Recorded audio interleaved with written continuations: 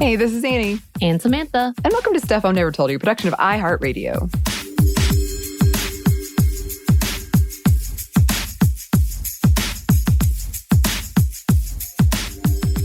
It's time for another book club, and today we're discussing Keah Brown's The Pretty One on life, pop culture, disability, and other reasons to fall in love with me.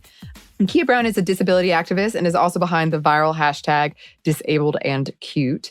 The book is a series of essays on various topics ranging from chairs to jealousy to ponytails to music to friendships to love, all through the lens of a Black woman with a disability. And she's very, very open about her anxiety, depression, disordered eating, suicidal thoughts. And that being said, because that's kind of a laundry list of like upsetting topics at the end that I put in there, but it is immediately delightful. Like I was drawn in from like the forward. Oh, this sounds like a really fun person who's just bright and interesting and lovely and delightful. She opens up about her love of pop culture, of music and TV and books. That's something that returns throughout, which is also something that we can relate to. Mm-hmm. The whole book is brimming with pop culture references, some of which we'll be talking about later. Yeah, it's often very infectiously joyous. This book definitely does not shy away from difficult topics at all. But I just found myself just kind of feeling this bubbling happiness a lot while I was reading it. Right. I just love her honesty in all of it, as well as the fact that she does do a lot of the pop culture references that I know very well. Like she immediately talked about Cinderella, Brandy's Cinderella, and I was so excited. I was like, yes, I get what you're coming from. This is the Cinderella as it should be. And I absolutely feel like, yes, these are the reasons. She lists, and just her personality alone that comes off of the book, reasons to fall in love with her. And I'm like, can we be friends? I want to be your friend. But it's okay because you got lots of friends. But just go ahead and start off with a quote from the book. I never thought anyone would want to hear what I had to say until I started telling stories and talking about the things and people that mattered to me. The truth is this: I've always felt average, plain, and wrong, but there's nothing average, plain, or wrong about me, and it took me only half my life so far to figure that out. I wrote an entire book, and you are gearing up to read it. How cool is that? So cool. Sometimes it is beautiful to prove yourself wrong. Love that. Yeah, and that captures so much of what this book is, and I do legitimately feel like that is beautiful. And I think a lot of us, especially anybody from any type of marginalized community, can relate to that feeling of like, I don't have anything interesting to say, or I'm just average, or I'm just plain, or what have you. And when you unlearn that and start to see the good things in you, which is really difficult work and can be exhausting, I think that's really powerful. And that is at the heart of a lot of this book. And speaking of, like when it comes to themes, one of the main ones is this theme of self-acceptance and Keah Brown finding this self-acceptance, the roadblocks along the way, the obstacles, and then the beauty of it, like all the things she's discovered about herself that she loves. And I think that's really, it's nice too. It's refreshing as someone who's been thinking a lot, and I bet a lot of us have. My negative self-talk is off the chain. Like sometimes I'll be shocked that I would even think that about myself. I'm like, whoa. Right. And I know for a while growing up, and we've talked about this in past book clubs actually, for women, a lot of what we would hold up as laudable or this is a good trait is like selflessness or being humble and all of these things. I thought it was really refreshing to hear someone be like, you know what, I love this about myself and this is great about myself. Right. There was no part of me that was like, oh, she's bragging. I wish she would stop. It was just like, nice. It was nice. And it was genuine. I think it's one of those things that's rare that you hear so many people trying to convince themselves. Yes. That's how they feel. And over to the point that it's overcompensating to this is weird. This is not, I'm not sure if you really truly believe this. And she's gotten to a point which most people never get to in being able to really be genuinely saying, this is what I'm proud of and this is who I am. And it's still, I'm still got a lot to learn. but this is what I do know that I love about myself. And that's a beautiful, refreshing thing to see, as well as a place where for the longest time she feared herself. And she even talks about it in the aspects of different people's perspective, as in like she's talking about her sister learning that for herself as well. And I found that really nice to see, like she does spread that beyond, because as we're going to talk about later, her relationship with her sister is complicated. Yeah. But beautiful and not so uncommon. I found that very interesting as well. Yeah. So here's another quote. My point is that I do all these things in a disabled body, not because I am brave or bold, but because I like doing them and I would love doing them in any body. I adapt to the world because I have to do so in order to live. My disability is cerebral palsy, and it affects the right side of my body, effectively altering my motor skills and reaction time, as well as the strength of my bones on that side. I don't do things in spite of anything, except for maybe the people who told me I'd be nothing and no one. I don't mind being an inspiration if it is for a valid reason, such as admiring how many slices of pizza I ate, an essay or an article I wrote, my clothing choices, or how quickly I can learn the lyrics to a song. As long as the inspiration doesn't come with pity or self-congratulatory pats on the back, I am all for it. Let my love of cheesecake inspire you the way it will one day inspire a nation. Look, her lipstick game is on point. Whenever I see her on Twitter, whenever she posts the pictures, I'm like, yeah, that color's amazing. How did you find this color? And give me it. Yes.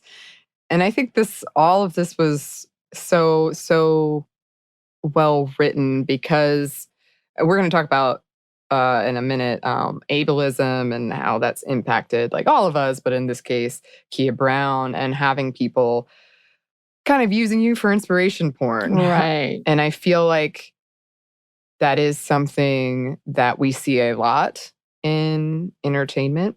And we see it a lot more for philanthropy. They want to say they're giving, and so they're videotaping themselves giving money to the homeless. They're videotaping themselves doing these things. That is, to me, the most irksome thing that I think I've seen in a long time, and really having people going, God bless you, you did such a great thing, you're such an amazing person for recognizing this. And it's kind of gross to that, yeah, you are absolutely dismissing that other person as if it's a dog needing to be rescued. Like there's this whole level of inhumane tactics that get mistaken for philanthropy. And I don't quite get it. It makes me really uncomfortable. Again, maybe it's just been in the world where people who are going through things like this often don't realize that it's seen as a negative thing. So kind of that same route of like, this has been my life. Why are you pitying me? This is weird. As well as to them, it is a barrier, but it's not a barrier. It's something that's just a part of who they are. And why are you commenting on it? And why are you feeling sorry for me? And or why are you berating me for it? It's kind of this, again, like I don't quite get it. But I mean, and she doesn't talk about that level, but it's that level of like that pity. Same thing with like the healing and the regular, which I know we're going to talk about more, and the religious aspect of it all. It's really like unfortunate that that's one more added thing. That whether if you truly believe there are hurdles that people are having to do that you do not have to, that's amazing. Why are you making it more difficult by bringing this onslaught of randomness and attention that they don't necessarily want nor need? I know. People feel really comfortable approaching others about, especially in this case, like disability, but also, I mean, we've talked about before with weight. Like people feel like they can just come up and give people advice or just like, you wouldn't do it. Why would you do that? They need to be saved, and that they're doing something that's going to be heroic. And you kind of just like, that's not my whole concept of white savior thing. And this is not necessarily about race at all, but in general, just that overall, I have to rescue them, but they don't think they need to be rescued. So what are you doing? What is it called if you're doing it to gratify your own conscience? Yeah. Or your own ego. Right. But yeah, I really am glad to see she actually addresses that in such a great way. But Moving on to the different quote, my disability is not a thing to see past, but instead a thing to acknowledge and accept before able-bodied people. And I continue existing at the same time in this world. I have both physical and invisible disabilities, and I refuse to be ashamed of them because they are beautiful in their uniqueness and their familiarity. They're mine, but they also belong to a world of others, and that makes them worthy of my appreciation and acceptance. And I think she does a great job in talking about both of those things, because she also wants to acknowledge invisible disability, which has been a thing for a long time and not recognized enough, to the point that we've seen people harass people for parking in handicap spots because they don't see a physical disability. And you're like, oh, you don't know what's going on. Calm down. This is not about you. Yeah. And you can see a past episode Eves did on Sminty before Female First. She came on and talked about invisible disabilities. And it was great. It was really eye-opening for me. And I was like, oh, wait, I have invisible disability. Whoa. Because, we don't talk about it enough. And I think this is another thing that I guess I won't speak for a lot of people, but I have internalized from media I've consumed a lot of like feeling ashamed of your body if it doesn't work in the quote normal way, in whatever way that is. And it's only recently, and I remember I told you, like, I have these kind of runner's bumps on my feet, and I used to hate them, and I thought they were so ugly. And now I'm like, you know what? That's a part of me, and it is something that I earned. Like, I don't know. It's not the same as what she's talking about exactly, but kind of taking those things where you people might perceive them one way, but learning to appreciate them, and they are a piece of what makes you you and what makes you unique.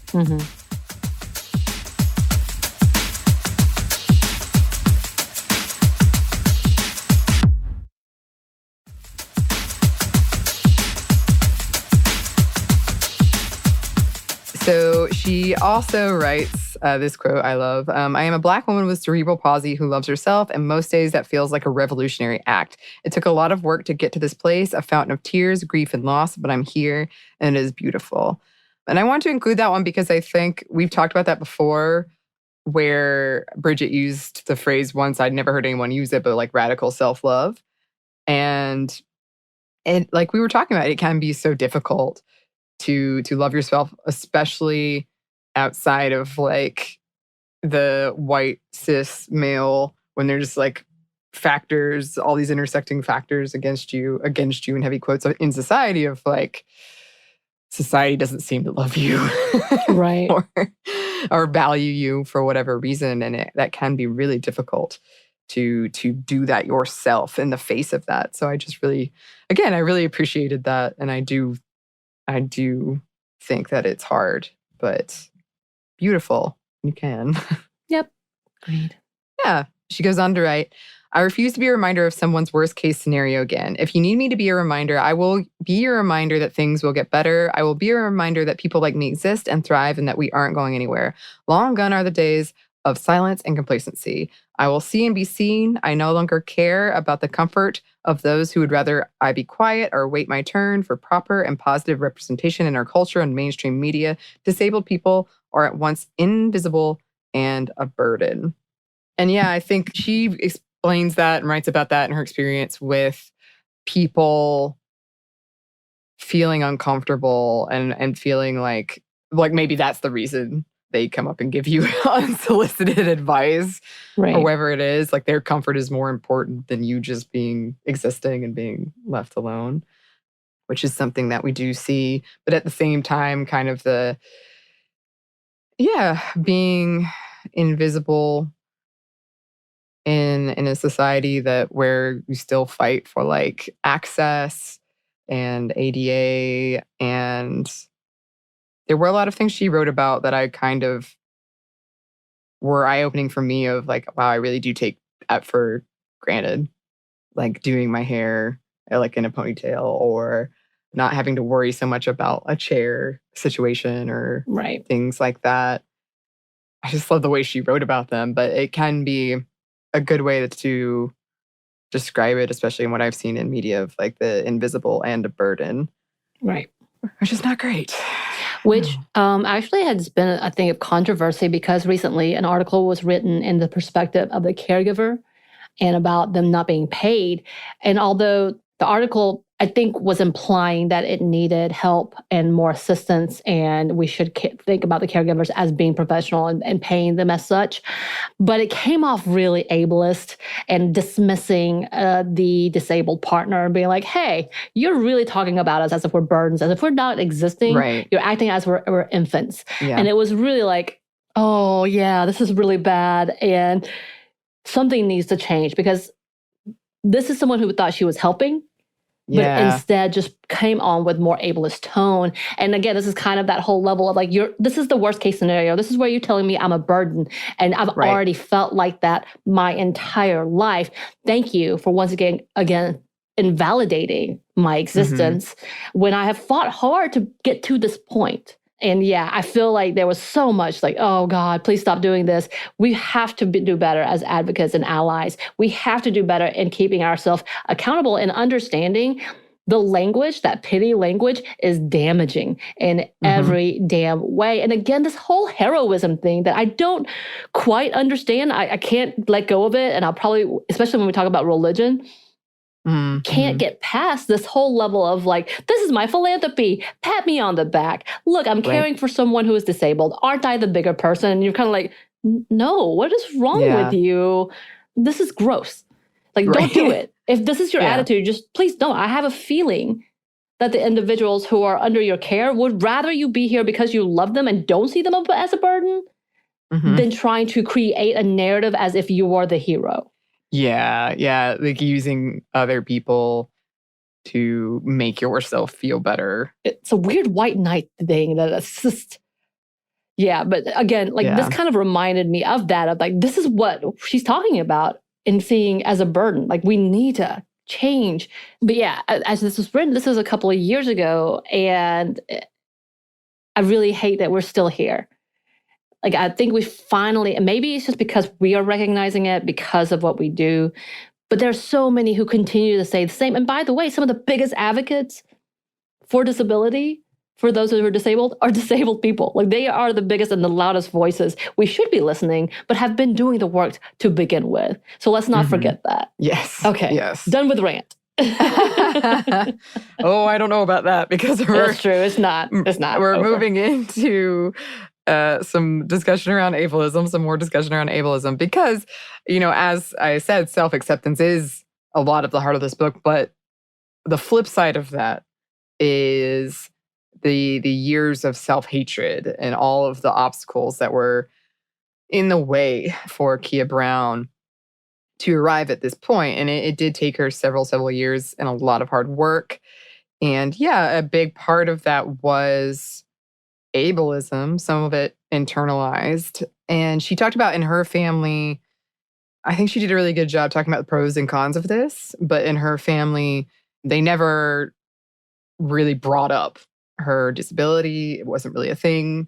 It wasn't really discussed. And when she was made fun of by a kid from school at a pretty young age, that was like her first time of thinking, oh, there's something heavy quotes wrong or different about me. Right. And that people are making fun of it. And I mean, it wasn't funny, but I feel like we all do this where like she remembers that kid's name. Right. I thought the same. Yeah. And she was like, he probably never, doesn't know my name. Maybe never thinks about it. Maybe he's a great person now. But like this event was huge for me. And I feel like I have kids like that from my fast too. Where I'm like, right. I can't forget your name. Yeah, thanks, so-and-so. You did this. Right. It was a kind of fun shade. Like, she also recognizes he was a child. Perhaps he's changed. But she's not going to let go of the fact that you are the reason that I started doubting myself and not understanding how I was different until you brought that point out. Yeah, and she did talk about the family dynamic. And I can understand to a certain degree of the insulation of being told, you fit in, you're part of us. And it being true because that's what I felt. And then going outside of that world, realizing, no, this is not true. This is not true. I'm very much an other. And these strangers have pointed it out to me a lot. And there's nothing I can deny about that. And I wasn't prepared. Mm-hmm. But at the same time, I was loved because I was being so protected. It is Right. it is that variability that is both good and bad.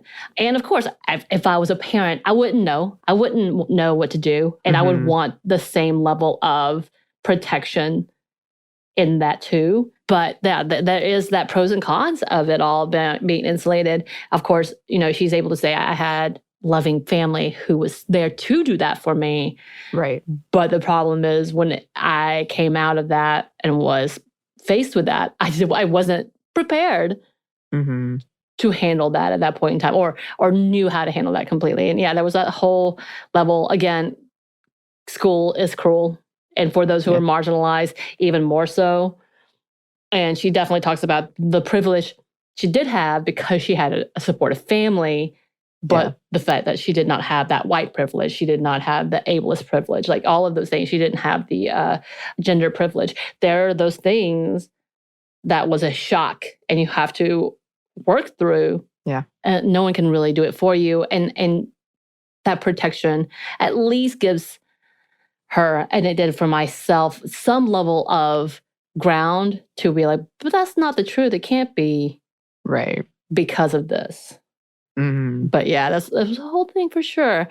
And she also writes, it's something that helped me because you and I have been struggling with this for a minute on this show in general. But she writes, I am a Black disabled woman. I am not handy-capable, differently abled, special needs, or any other iteration of disabled that says anything but the word disabled. When I say as much, I'm speaking for myself and myself alone. My thoughts on the matter are not the case for every person with disabilities because we are not monolithic. Some people like or use the terms above, but I do not. What I'm about to say might make some of you uncomfortable, but discomfort is imperative here. Discomfort has made a lot of things better in the long run. When I stopped caring about the comfort of able-bodied people with regard to language used about my disability, I felt free for the first time in my life.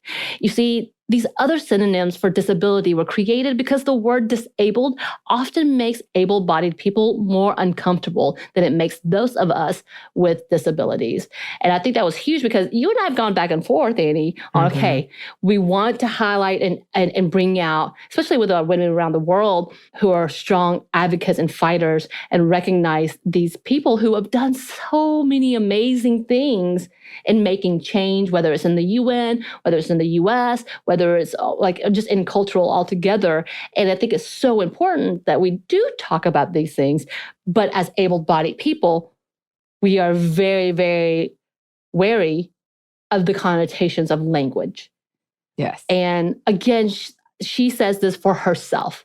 So disabled for her is fine. And we will absolutely recognize anyone who says otherwise and says, please say this instead, then we would definitely recognize it. But it is, you have to remember language is important and why it is. And again, you have to also figure out for yourself why you're uncomfortable. And if you are the ally and not the disabled individual, don't just rely on yourself. Listen.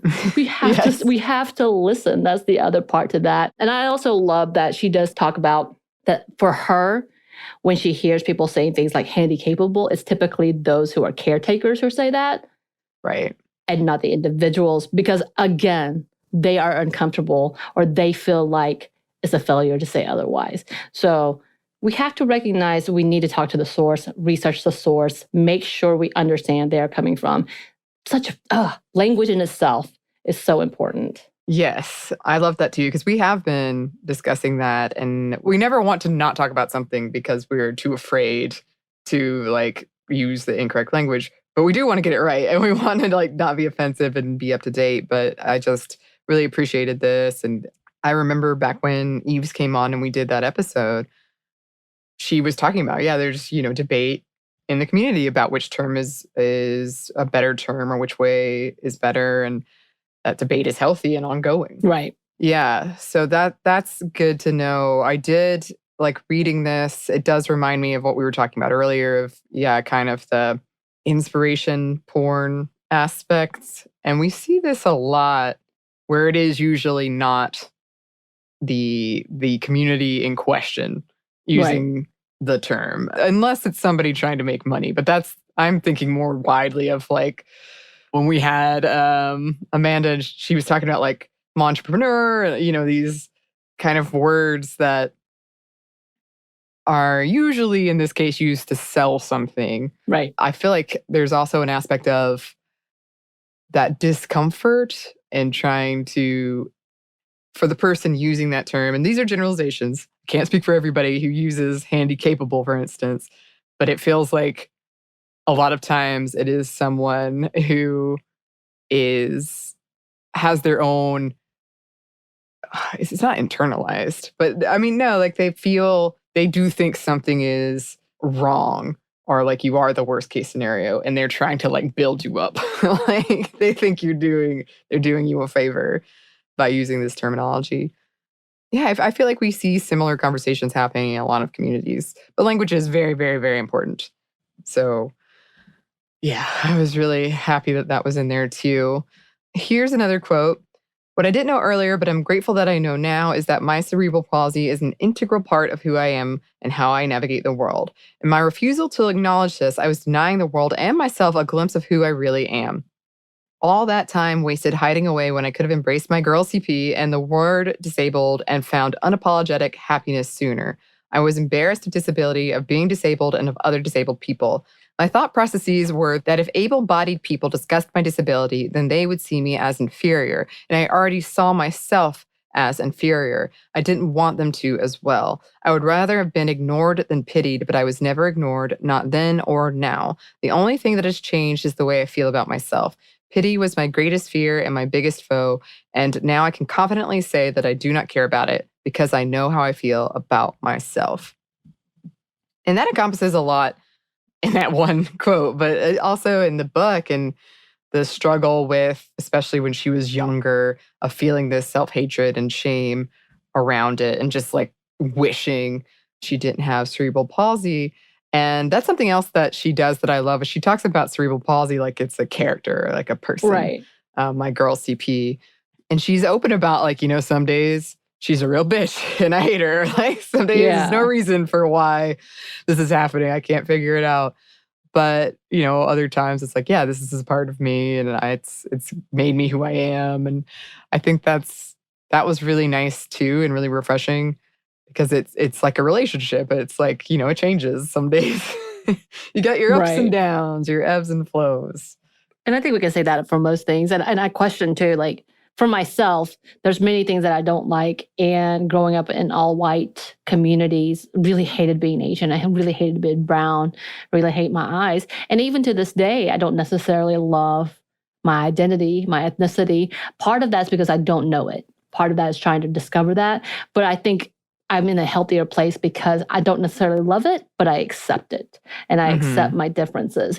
And just encompassing that in my life. So there's definitely a whole process in acceptance and then moving on to love. And what that looks like for me is different, obviously. And this is a whole different level because obviously she has a lot of pain that I don't understand, literal physical pain that she has to deal with and face every day.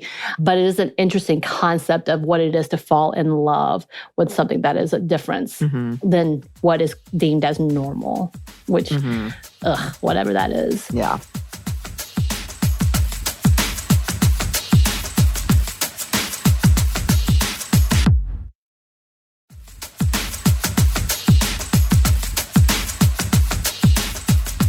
And I've been kind of harping about it already, and I'm ready to talk about it now, is that whole idea of like unsolicited advice and this whole, that whole thing like of cures, whether it's prayer or marathons trying to raise money. And not that we don't necessarily think cures are bad, I definitely don't, but I think there's a whole level of when you talk about cures, thinking about something as an enemy. And so those people who are dealing with that in their life, feeling that that means they are the enemy.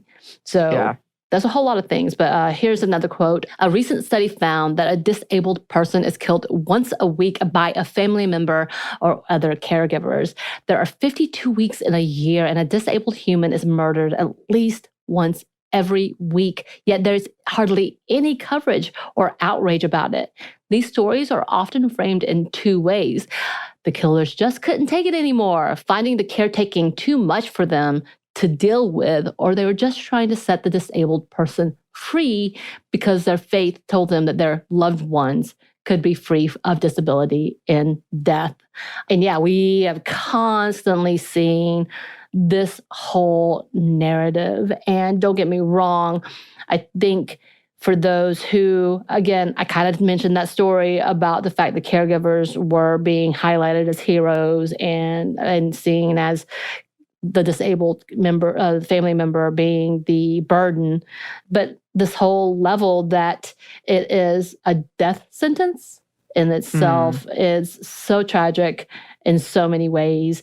And I can't, and we don't talk about this enough. We don't talk about this.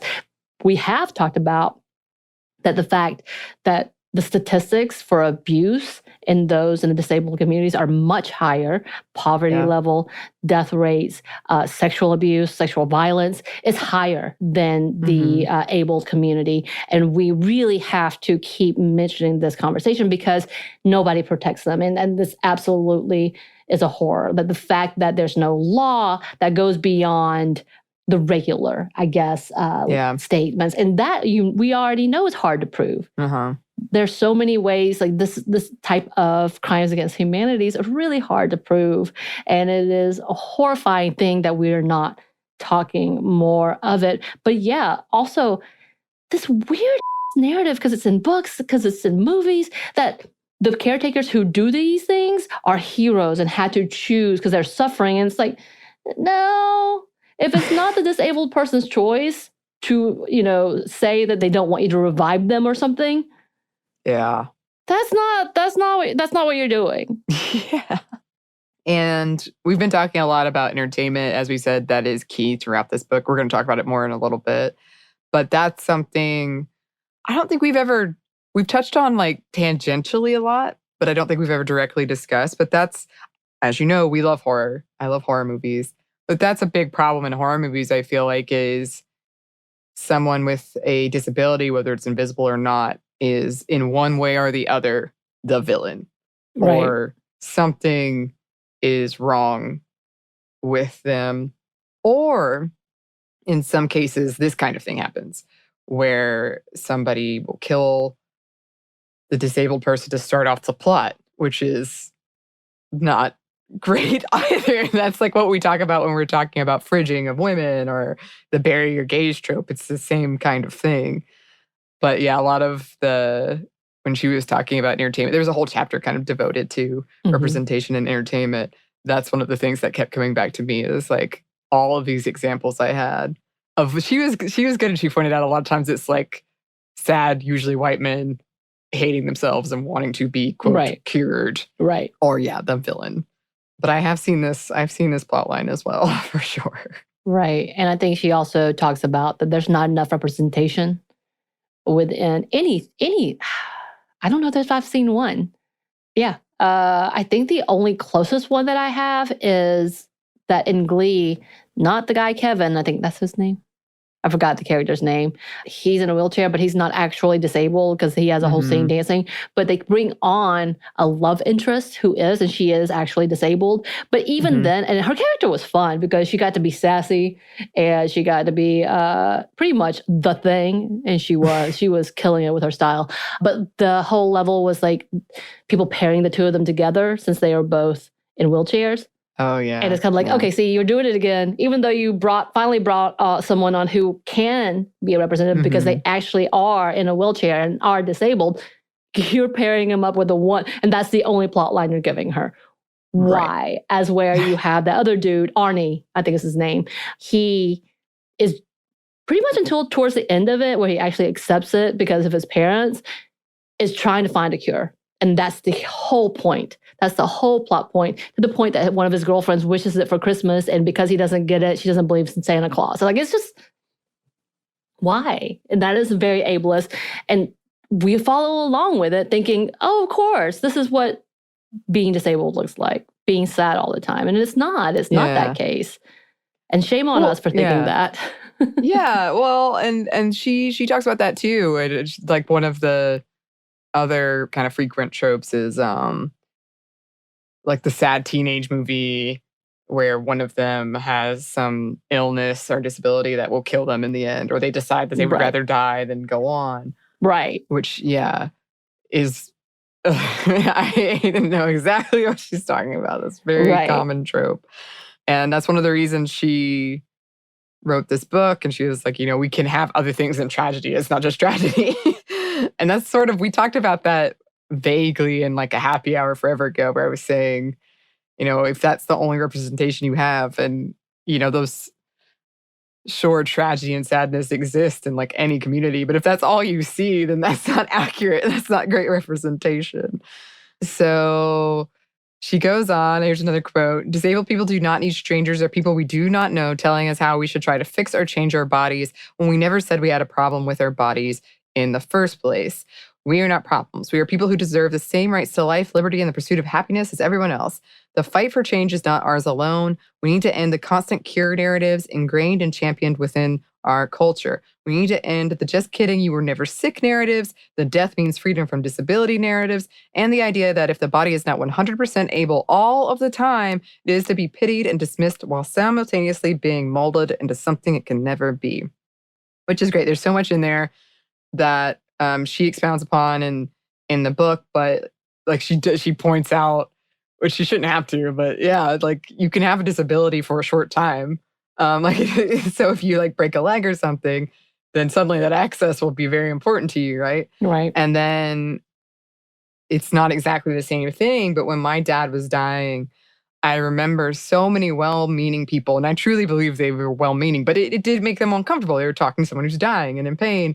They would say things like, basically kind of religious, usually, just pray, things will get better. If you do good, you'll get better. And he would be so furious. Like, yeah. And people would come up and like, I've read the other day, if you go to Mexico and they have XYZ, there's this cure for cancer. I get the knee-jerk like impulse in this case, but you're essentially like implying that this person who's dying didn't look into those things, or either was just like you were the one that had the answer. Right. And good luck with that. This is the most infuriating, and I'm not going to lie. It's one of the reasons I think I stopped being as religious as I was, that narrative in itself implied that God cared more for another than this one. So if you were cured, that means Jesus really loved you. If you're not cured, well, that's Jesus's plan. That means you're probably going to hell, right? Which is not what they would never say that, but that's the implication to me. And I could not grasp that concept. I'm like, do you really think you're that important? Yeah. That somehow a deity of billions of people thought you were special and therefore cured you. And not to dismiss those who may have gone through something they feel like it was a miracle. Wonderful.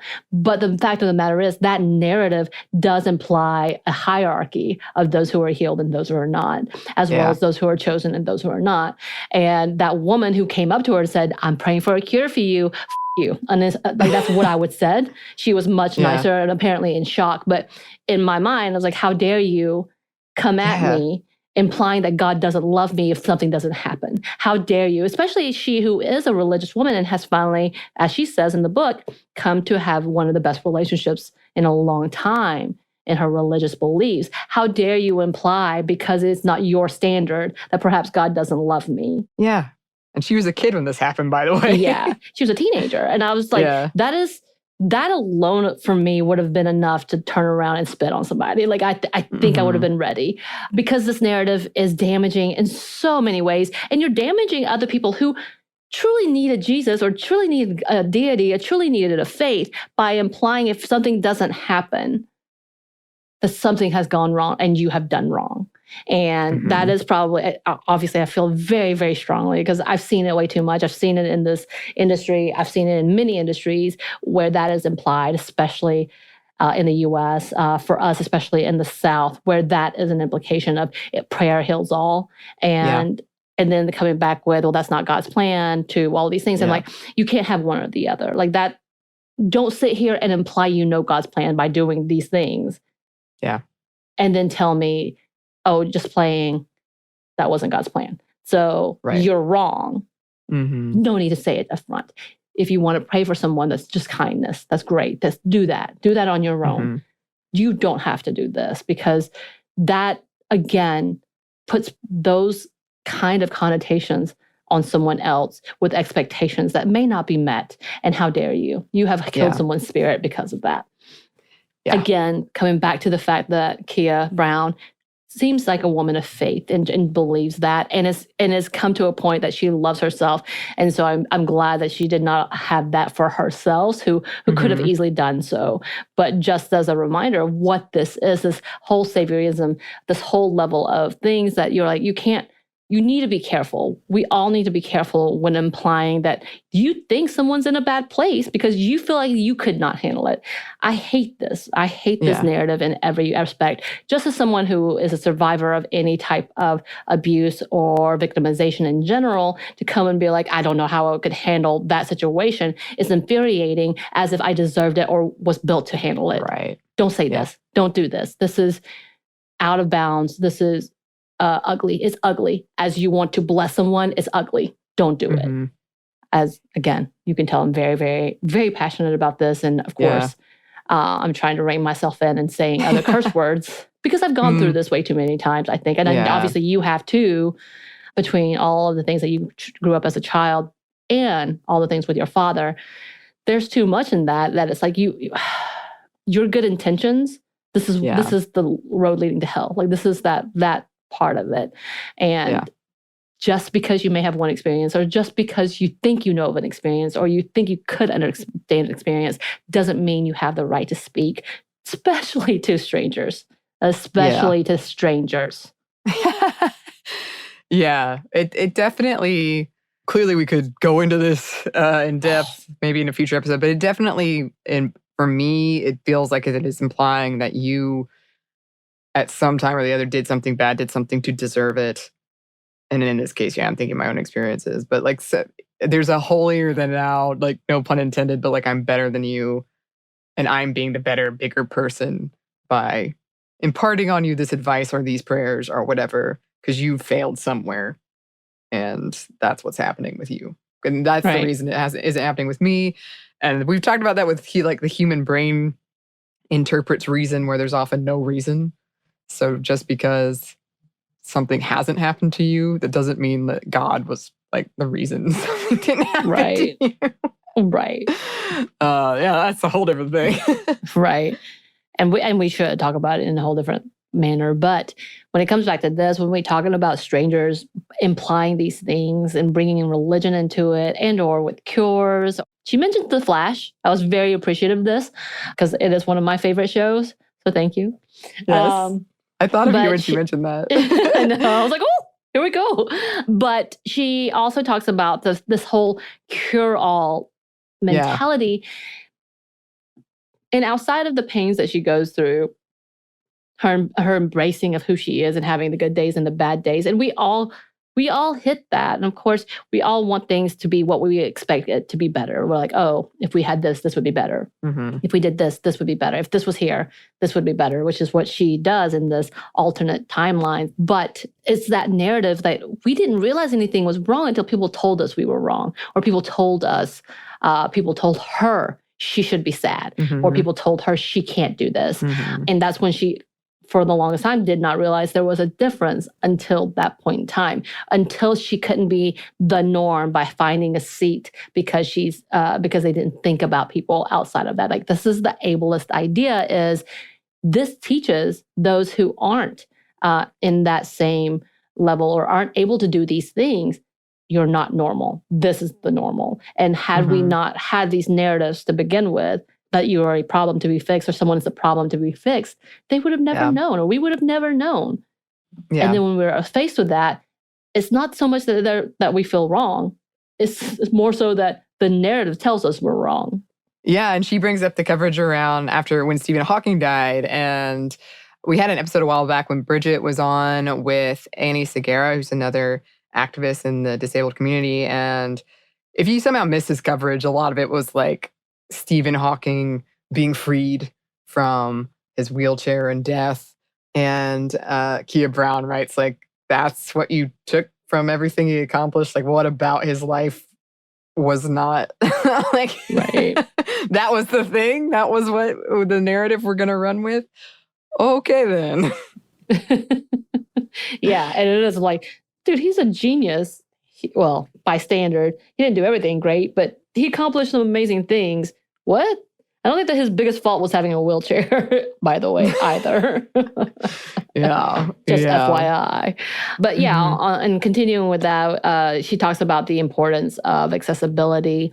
And she writes, the ADA Education and Reform Act, which passed in the U.S. House of Representatives as H.R. 620 in 2018, is designed to roll back the rights of disabled people, which require that people with disabilities who wish to report access barriers in buildings and public spaces become essentially code experts, give notice to the appropriate owners, and then wait 6 months or longer for the business or government agencies to make substantial progress. And that doesn't even guarantee that the issues in question will be fixed. And that's, oh my God. Infuriating. Like, there's so many things that happened in that administration. I'm like, this wasn't even necessary. It wasn't, why? Yeah. It's ridiculous.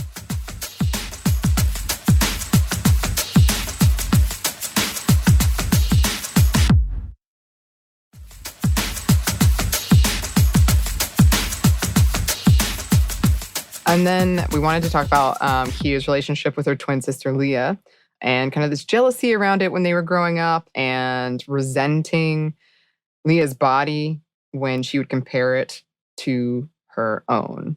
Right. And she writes, how dare she walk around beautiful and, quote, normal with her standard and normal working legs and arms while I walked around like a freak. And the older Leah and I got, the deeper my anger took root and grew. I'd pick fights with Leah, call her names, scratch her body by using my stronger left arm, and bite down before she could block me. I did this in a desperate attempt to make her as ugly as I thought I was. I became very desperate around the time boys started to find her attractive and asked me to put in a good word with her. I believe that the attention she received made me uglier. And yeah, she talks about specific incidents, about getting her hopes up and realizing they were asking about Leah. And it made me so sad because, of course, she comes back and talks about the fact that she had pictured it bigger than what her sister pictured it, but that she was the one who damaged their relationship. And it like she was the mean girl, essentially, of this relationship. And it made me like, oh. Yeah. Yeah, because they're twins. Yeah. And it is one of those things where I was reading it and it reminded me of what we talked about recently in like Jennifer's Body, where these like oppressive, like white supremacy, patriarchal systems end up turning, you know, people, marginalized people against other marginalized people, or just people in your life. I'm glad that their relationship is well on the mend and healing, and they're very close now. But it is sad when you think about those things in your life where you're like, I was lashing out at the wrong person. And she has this whole chapter on jealousy, looking into it and why it happens and why it happened in this case. And it is very relatable, but it is very sad because, like you were saying, you know, it's one of those things that she kind of learned this hatred of herself. She didn't have it, and then she learned it, and then that separated her even further from like a relationship in her life that had been healthy and nice and would have hopefully been that way throughout when she could have used it. But instead, you know, lashed out. And I think we've all been there where we've taken things out that we are feeling on it ourselves, essentially, but we've taken it out on other people. Right. So she also writes, I often took Leah's lack of concern or care about boys as a personal attack. Leah was single because she wanted to be while I felt I had no other choice. This lack of choice made me angry. And I want to include this because there was a lot. I was recently on Holly's Star Wars show, Holly Fry of Stuff You Missed in History Class. She's been on the show. I was recently on her Star Wars show, Full of Sith. You can check it out. And in the middle of it, she was kind of like, you know what? I feel like I can tell a lot about people based on their experience with Star Wars. And I can tell you've got a lot of family drama. And I was like, so if she said something so deep. But I really related to that because me and my little brother had a huge fight about this very thing where he thought that me not being interested in dating was essentially hurting or impacting him. And I never saw it that way. But she also writes about her relationship with her brother and how stressful that's been. And that reminded me of my relationship with my brother. It's just a very complicated relationship that we have. And I often struggle with even talking about it because I'm like very protective of him, but have been very hurt by him at the same time.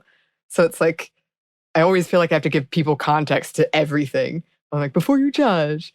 But yeah, that was a very personal note for me where I felt like I really connected with that. I also really connected when she mentioned Mary-Kate and Ashley. Yeah, I thought about you as well on this one. I'm like, man, she said it in all our buttons. Yeah, she is. She said Cinderella with Brandy, and I was like, Samantha! And The Flash, and now Mary-Kate and Ashley for you. That level. Yeah, I thought about you. Yeah. She also talked about Keah and Tamara. When she was thinking about these and like, this is the twin relationship she thought she should have, was these twins she was watching. But did want to include this quote because we have been talking about entertainment a lot. The idea that disability is punishment is reflected back to us in TV and movies, thus influencing policy and law. The fear of expressing a part of who you are for fear of backlash is a familiar concept to most marginalized people. But the cycle can be broken once we take the step of ending the stigma so that people feel comfortable disclosing and telling worthwhile stories about disability, which can change cultural ideas and policies that negatively affect the disability community. And we've talked about that before, that what people see on TV, there have been studies that show it does impact policy. It impacts the laws that we make or don't make, or what we put money behind, which we could have a whole commentary on the cons of that. But it's true. So this was when she was talking about the importance of good representation. Right. I mean, we can talk about that with the pandemic and what's happening right now as the Delta variant is happening, and the fact that they are dismissing any of the disabled community in high-risk communities by sending everybody back to school without the option of doing virtual. And again, no one's really talking about it as much as the disabled community or those who are impacted by it. And that's the unfortunate part, is because people are not willing to talk about it if it's not personal to them. Right. So about their children, sure. Children are annoyed by masks. Don't make them wear masks. Oh, children need to be back in school because I don't want them here. To be fair, that's not most people. I'm not dismissing the fact that having children at home is hard. I know it is, and that those who do not have access. But what I'm saying is those are the larger conversations than those who of the disabled community. So we have to recognize that. Yeah. Just saying. For sure. A lot of putting the comfort first. That's what gets me about the mask, is I'm like, you know what? I get that maybe it's more comfortable for you, but in the end, it's about comfort, right? Right. You can do it. It's going to be fine. That's not a need. Comfortable is not necessarily need-based. Yeah. Used to getting what you want. I see. Same thing with the critical race theory, but hey. Yep, exactly. Erg. Erg indeed. And then I did want to include this very briefly before we close out too. She has this whole thing about like love and how much she wants to find love, her love of rom-coms. That also made me think of you. I love how she has that like Hallmark one where she was like, oh, this is my relationship. Like just picking up on those things. And she writes about like never having been in love and the fear of never finding love, of never being in love, of being worthy of love, and how she wants those things. And I was just really moved by it because it's a very personal thing to be open about with, but it's something I also connected with because I have caught myself wanting those things, even though I identify as asexual or gray sexual. And I think it's because I do see it and it looks so wonderful in entertainment. But it was just kind of nice to read about, like, oh yeah, this is sort of what I'm talking about. It's like, it sounds lovely. I think we all yearn for that. And she talks about this with her music too, like her moods and what she felt through music, whether it was through Paramore or any of the old school stuff. She also talks about Demi Lovato and their song Skyscraper, which actually I loved that song. And it's probably one of the most tear-jerking, like open, raw songs for me as well. So when Keah was talking about it, I was like, yeah, they do an amazing job in this level, because I think Demi Lovato was coming through the first rehab stint and just letting those go and just feeling so fragile, but at the same time breaking through all of that. Because there's something about this level of songs that if they've got the right chords, they've got the right lyrics, and I know you know. Oh, yeah. With your soundtracks, and I do too, and like feeling that depth and that level, but that emotion of just wanting to be wanted. And that is a level that goes beyond just rationale. Like rationally, we know that this is not maybe not realistic. This is not what happens. This is not the real world, but that need, that fever pitch of like wanting to feel the songs in such a depth of emotion. And we can, whether it's feeling all of a sudden inspired or feeling so sad and broken or so like empty and alone, which is that emo phase. But finding that love, that being told you're that girl, that special one, that, you know, you're the beautiful, most beautiful woman when the worst state of being, and never really actually hearing that, to actually find that is rare. And that is that one like holy grail, I think, for a lot of young girls to wish to be the boy band fantasy. Yes. You know, and I'm like, yeah, I feel that. I hear that. And when you feel like there's something wrong with you, when there's feeling like these are the reasons why they can't love me, it's this whole level, like trying to go past that. And how do I get to this? I will say I also appreciated her stories, which makes me disgusted about like trying to online date and all that, because I don't necessarily have the same experience, but I definitely had that, oh, you're Asian. I'm sorry, I have a fetish for Asians. So let me go ahead and talk to you and see if you'll do these things for me. And I'm like, hell nah. Nah. Yeah. Yeah. I think it was also really nice to hear someone being so open and hopeful about it. Yeah. And at an older age. And she's not older at all. But I feel like a lot of times... She's younger than me, so how dare you? Oh, no. I think she's younger than me. Okay. She's younger than me, and I'm so young. I did hear a podcast the other day where I was like, I'm 29. I'm like, what? Oh my God, I've been doing this for a minute. Welcome to my world. It gets worse.